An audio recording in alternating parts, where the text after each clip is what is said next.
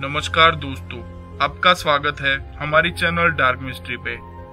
अगर आपको हमारी चैनल के वीडियो देखना पसंद करते हो तो हमको सब्सक्राइब करें। ये बिल्कुल फ्री है और बेल बटन की इमेज पर क्लिक करें जिससे कि आपको हमारी नई वीडियो अपलोड होते ही नोटिफिकेशन मिलती रहेगी। रहस्यमय बातें, अनसुने किस्से, प्राचीन कहानियां जैसी बहुत सारी इंटरेस्टिंग बातों की बहुत सारी जानकारियां मिलती रहेंगी। के विषय में हम जानेंगे कि भीम में क्यों था 10,000 हाथियों का बल। यह हमने बचपन में तो सुना है, लेकिन अभी तक हमें पता नहीं है कि भीम में क्यों था 10,000 हाथियों का बल। तो आज हम जानेंगे इस बारे में। दोस्तों, आप हस्तिनापुर के राजा पांडु के उन 5 पुत्रों के बारे में तो जानते ही होंगे जिन्हें पांडव कहा जाता था, और आप लोग ये भी जानते होंगे कि पांचों पांडव भाई धर्मानुसार तो राजा पांडु के ही पुत्र माने जाते थे, परंतु ये सभी भाई अलग अलग देवताओं के संतान थे। जैसे युधिष्ठिर भगवान धर्मराज के पुत्र, अर्जुन देवराज इंद्र के पुत्र थे और नकुल सहदेव के पिता अश्विनी कुमार थे।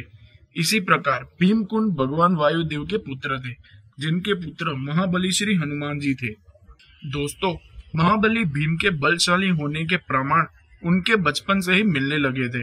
कहा जाता है कि जब भीम बालक अवस्था में 3 साल के ही थे, तब एक दिन उनकी माता देवी कुंती पुत्र भीम को गोद में लिए अपने आश्रम की कुटिया के बाहर राजा पांडु के साथ बैठी थी।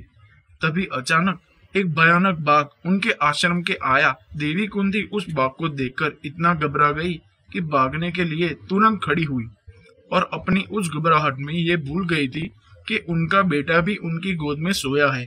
देवी कुंती के इस तरह खड़े हो जाने से बालक माता की गोद से छिटक कर एक चट्टान पर जाकर गिर गया। बालक के गिरने से वह चट्टान कई टुकड़े में टूट गई थी, परंतु उससे बलवान बालक भीम को उससे जरा भी चोट नहीं आई थी।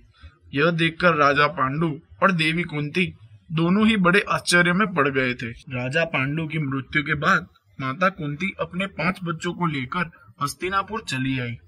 हस्तिनापुर में कौरव और पांडव साथ ही खेल करते थे और खेल खेल में सभी कौरव भाइयों को बहुत मारा करते थे, जिसके कारण का सभी कौरव भाई भी उनसे परेशान हो गए थे। इसलिए एक दिन दुर्योधन ने खाने में उस समय जहर मिला दिया जब सभी बच्चे गंगा नदी के किनारे जल विहार करने गए थे, और जब भीम जहर के असर से अचेत पड़ गए तो दुर्योधन ने भीम को बंधवा कर गंगा नदी में फिकवा दिया था। दोस्तों, अपनी उसी बेहोश अवस्था में ही भीम नागलोक पहुंच गए तो वहां के नागों ने उन्हें मार डालने के लिए डसना शुरू कर दिया। नागों के इस प्रकार डसने से नागों के जहर से भीम के खाए हुए जहर का असर खत्म हो गया और होश आ गया। उनकी नजर जब अपने चारों तरफ मौजूद नागों पर पड़ी तो उन्होंने उन नागों को पकड़कर पीटना शुरू कर दिया।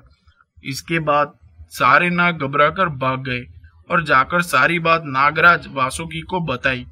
नागराज वासुकी अपने साथियों के साथ भीम के पास आया। नागराज वासुकी एक साथी ने भीम को पहचान लिया क्योंकि वे भीम के नाना थे। उन्होंने नागराज वासुकी से निवेदन करके नागलोक के उन कुंडों का रस पिलाया जिसे पीने से हजारों हाथियों का बल प्राप्त हो जाता था। इसी प्रकार महाबली भीम को 10,000 हाथियों का बल प्राप्त हो गया था। तो दोस्तों, आपको हमारी कहानी कैसे लगी ये